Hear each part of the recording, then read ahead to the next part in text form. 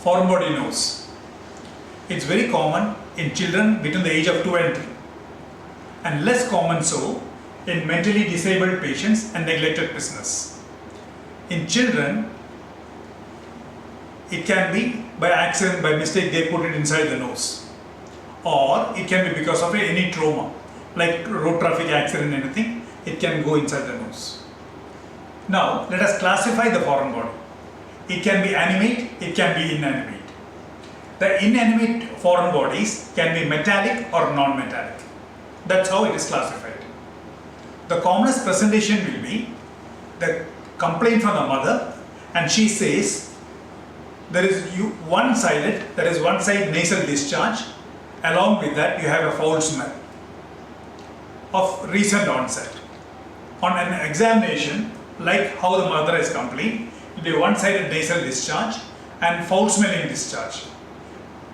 And when you do a nice suction of the nasal cavity, sometimes you can see the foreign body too if it is placed anteriorly. Now, coming to the investigation, we need to take a X-ray, plain X-ray. The metallic foreign body can be clearly seen when you take a plain X-ray. But non-metallic ones will not be visible. But I would prefer to take, even in the case of non-metallic foreign body, the reason for that I will tell you shortly. The first X-ray, you can see a pellet in the sinus, and the second X-ray, you can see a button battery, which is seen in the nasal cavity. This button battery, it is very dangerous. It happens to be an ENT emergency. I will talk about it later in detail. The third X-ray, here you can see a cork. The cork is a non-metallic object, but when I took a X-ray, you see it can be seen clearly. Why? Because the manufacturers, to increase the weight of the cork, they have put a spring inside, a metal object inside. And even the small toys, plastic ones, to give it strength, you may find some metal piece inside. So I would prefer to take a X-ray in a case of foreign body nose, whether it be metallic or non-metallic. Now, coming to the examination, we have to do a nice nasal suction and do a nasal endoscopy to find out the presence of the foreign body one and how far it is placed from the anterior part, whether it is placed anteriorly or whether it is placed posteriorly, whether it can be easily removed in the OPD or not, or if we require to sedate the child in the operation theatre and take it out. So from the parent side, it's always preferred that if they know what is a foreign body, and if they can show us, say let it be a necklace bead. If the mother comes and shows another bead and says this is what he has put inside the nose is exactly like what I am showing you, doctor, it becomes very easy for us to identify that. Now, so if we have planned to remove the foreign body in the OPD itself, we have to restrain the child. It can be either in this position or in the lying down position. In the first position, the child will be restrained by the father or any male bystander who has come along with the child, and he will be holding in three main positions. One is the head, second is arms, and third he has to cross his leg over the child's leg so that the child doesn't move and he is restrained properly. The second one, child is properly mummified with a cloth, and one person holds the body, one person holds the head, and we try to remove it. That's how we try to remove it in the OPD. So in case we need to take the patient to the operation theatre, so what are the indications for that? One is the child is very uncooperative. This happens when there is a history of multiple attempts of foreign body removal at home, and when the child comes to the doctor, he is very uncooperative. The second one is when the foreign body is impacted, we are not able to pull it out. Third one, when we anticipate that this case can bleed and it is going to affect the child. And the fourth one, when we do a foreign body, we see that it is posteriorly placed.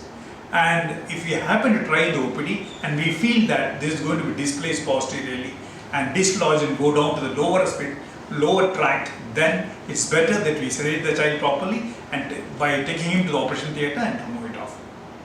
The last one being, we have done an endoscopy, examined both nasal cavity, but we are not able to see the foreign body. But the mother or the father is very sure there is a foreign body, and on the way to the hospital also it has not come out. There is a high degree of suspicion. In that case also, it is necessary to take the patient, the child, to the operation theatre, sedate him and have a thorough look of both the nasal cavity. Now, what are the preparations? Suppose we have decided to admit the child. The first thing will be, we'll be taking a consent from you in which it is written what the procedure is going to be done and what are the complications. You need to go through all that and sign, write your name, put a date, and along with that the doctor also, we also will sign with that. We take a blood sample and the X-ray will be done. And all the reports will be ready within an hour or so. With that report, we get a surgical clearance from the pediatrician. And with that clearance, we have to meet the anesthetist who sees whether the child is fit for surgery. The child is kept NPO for 4 hours before surgery. He is taken to the OT, operation theatre, and the foreign body is removed. And once it is removed, we bring the foreign body and we'll show it to the parents that this is a foreign body which is inside the nasal cavity. The child comes to the ward or to the private room, whatsoever, and the next 4 hours he is going to be nil parorally, nothing to be given to drink or to eat for next 4 hours.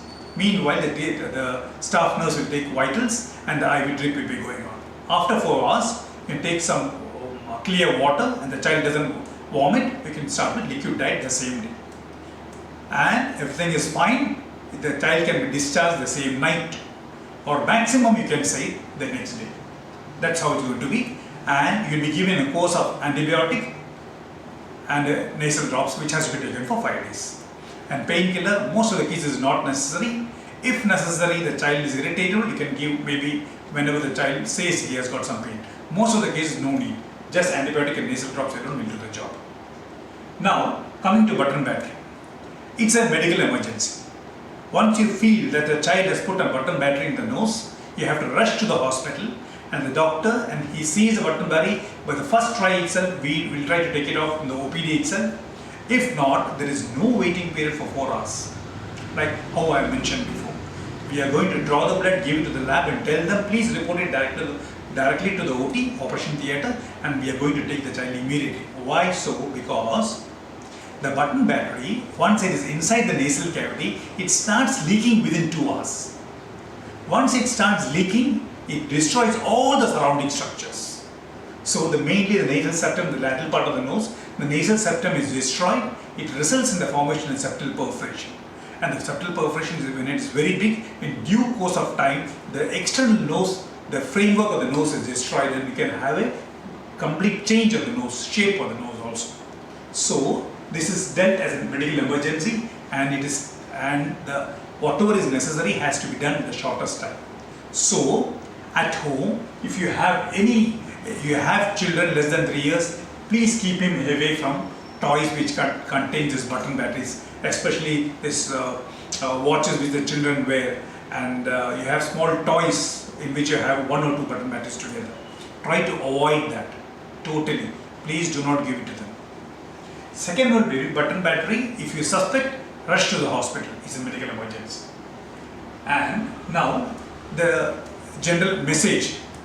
The message is, when you have children less than 3 years of age at home, please try to avoid any toy or any small thing which is less than 3 centimeters. Okay? Because there is a high possibility he can put it in the nose or he can take it orally, he may put it in the ear. So try to avoid, don't give him any toy which is too small. Likewise, if suppose there is something like that, say like some beads which has become loose, necklace beads, try to keep it in a drawer and not to lay it down on the floor. And in case you see that the child has got some small object in his hand and you feel that he is going to put it in the nose or throat, and you are standing at a distance, don't provoke him and tell him, please don't put it in the nose, please don't put it in the mouth. No, you're giving him an idea to do that. If such a situation comes, you change your topic, try to distract him and talk to him some topic which he likes. Meanwhile, you should slowly walk towards him and continue talking and take the whatever the small object is from his hand.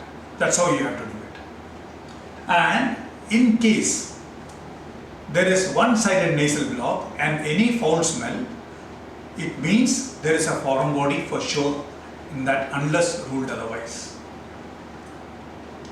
And button battery, avoid at home, any toys containing button battery, and if so ever, then it becomes a medical emergency.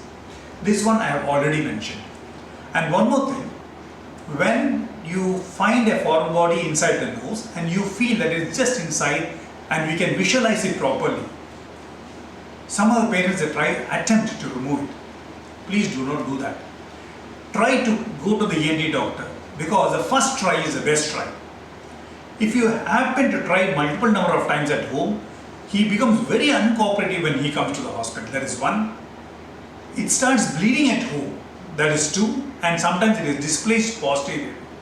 So because of all these reasons, I could advise that please do not attempt to remove any foreign body, even if it is visible. Please do not attempt to remove at home. Rush to the nearby ENT, your family ENT doctor. He will do the needful. So that is in short about foreign body nose. Thank you so much.